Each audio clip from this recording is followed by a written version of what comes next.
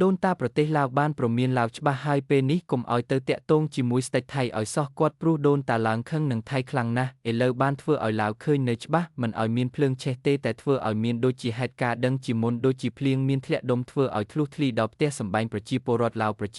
ឡាវកំពុងភ័យខ្លាចរាល់ភ្លៀងធ្លាក់ដុំទឹកកកធ្វើឲ្យក្បឿងដំបូងផ្ទះរបស់ប្រជាពលរដ្ឋឡាវខូចរស់ដោយសារភ្លៀងធ្លាក់ដុំទឹកកកធ្វើឲ្យផ្ទះសម្បែងប្រជាខ្ទេចខ្ទីគ្មានសេះសល់អញ្ចឹងតែ30ឆ្នាំមកហើយប្រជាជនឡាវបាននិយាយថាមិនដែលឃើញហេតុការណ៍ដូចថ្ងៃនេះឡើយគ្រាន់តែស្ដេចថៃបានមកកាន់ប្រទេសឡាវក្រោយប្រយ័ត្នពេល2ថ្ងៃក្រោយមកមានហេតុការណ៍មួយកើតឡើងដូចថ្ងៃនេះប្រជាពលរដ្ឋឡើងនៅតែមិនសប្បាយចិត្តឡើយទង្វើបែបនេះបានសបញ្ជាក់ថាស្ដេចថៃនាំគ្រោះដល់ប្រទេសជាតិរបស់ពួកគេ